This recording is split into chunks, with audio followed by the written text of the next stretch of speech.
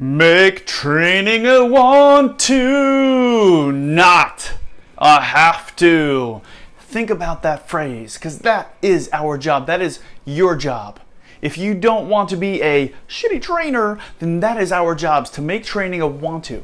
Make the people coming into our sessions, into our trainings, our classes, our courses, whatever you may call them, help them want to be there. So how do we do that? Simply today, the focus is on building a relationship. I'll give you 4 pieces in this very short video. Here is, we've got to start by building rapport, trust, credibility, and then clarity. So let's start here with rapport. How do you build rapport? Easiest, simplest way is to ask questions. Now, when you ask a crummy question, like, how are you? You get a crummy answer, like, fine. When you ask a better question, you get a better answer. So start building your trainings and building them with questions. Like, what's the best part of your day? Or what do you expect to get out of this experience? Or what does the next 4 years of your life look like? So when you can build those bigger questions into the experience, you start building a relationship. You start building rapport. That's all a relationship is. And your job is to ultimately get to yes.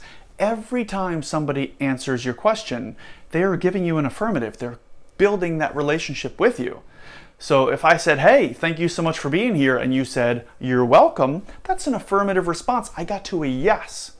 As soon as you clicked play on this video, that was a yes. As soon as you maybe smiled when you saw my bald face, yes, again, still bald. If you smiled, that's another yes. You're still getting affirmatives. And the more affirmatives we get, the more relationship that we build. That's why your best friends are your best friends. Now, I'm not saying the audience needs to be your best friend, but what I am suggesting is the closer they are to being your friend or feeling like your friend and building that relationship, the more easy it is to facilitate learning. And that word facilitate means to make easier. We want to facilitate learning. Right, so you've of course got to start with rapport. Once you've got that rapport, you've got to earn their trust. How do you do it? Very simply, with your body.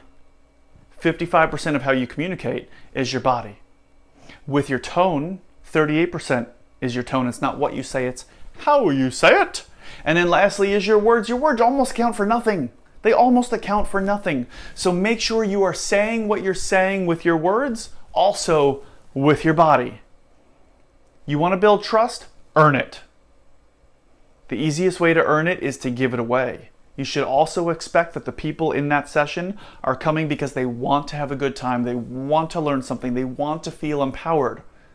I mean, imagine, how would you feel if you walked onto that stage, that metaphorical stage, that space, assuming that everybody in the room hated you? Wouldn't you respond a little differently? Of course you would. So if you want to build trust, show it. Show it.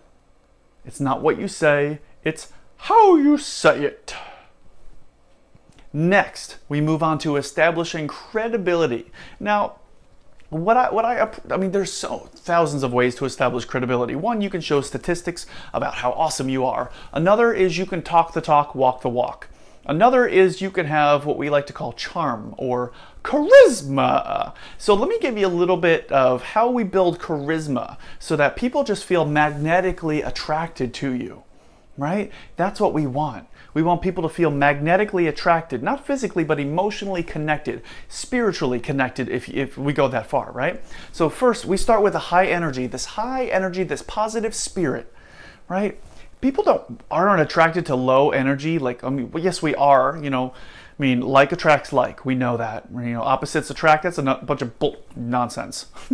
But opposites don't attract. Similars attract. We come together because we have similar values, similar things in common. But opposites keep it interesting. So, of course, we've got to be different. Otherwise, we'd be bored. So we come together because we appreciate high energy. If you know somebody, I know it's not you, but if you know somebody with low energy, they're constantly low energy, misery loves company. So does happiness. Happiness loves company. Laughter loves, you go watch your favorite comedian. Go into an auditorium, a stage, sit down and watch your favorite comedian, but be the only person in that room. Is it going to be as funny if there were 1,000 people in there laughing at the same jokes? Of course not. So you want to make sure that you bring that high energy, that positivity with you. At the same time, your appearance makes a big difference. Because people judge us. Come on, it's so true. You judge me, I judge you. Mostly we do it for good reasons, but every now and then we're like, ooh. And we don't judge positively, but we judge. So make sure your appearance gives off the vibe that you want to be judged in a certain way, okay? The next is taking care of yourself. Make sure, there are so many ways to offend people. You're going to offend people. Don't do it with your breath. Brush your teeth. It sounds like the simplest thing, but when you meet people, when you're walking around your room and your space and you're owning it and you're connecting with people before you even get started, smell is a really powerful sense. If you offend them with your smell, they're going to remember that. It sounds ridiculous to say this, but just think, you can smell something and it'll take you back to a moment where you first had the experience of smelling that. Smell is the strongest sense that we have as human beings. So I say take care of yourself. One of the ways to do it is, of course, just brush your teeth. Have a good breath going in there. Take care of your hair, like all that stuff. It's connected to your appearance. It's connected to your high energy. Be well-spoken. Being well-spoken is huge. So there, and there, make sure you spell it right at the same time and say it further and farther, like all these tricky phrases. Make sure you're saying these things correctly. Now, at the same time, I'm not saying you need to be perfect. If you make a mistake, it's okay, point it out. I'm not a great reader, so when I read stuff on my slides, I screw up. It's okay, and then I respond by saying, well, I'm not a reader. It's true, right? Next is accepting compliments. When somebody says, hey, you're amazing, just say thank you. Don't say, nah, just say thanks. I appreciate your compliment. What makes you say that, right? And then lastly is smiling. Smile.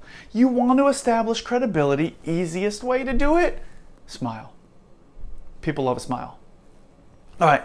Lastly, we focus on clarity. Now, as we approach any teaching, any training, any relationship, any communication, there's two questions we've got to ask is, what is my goal in the communication and what's my goal in the relationship?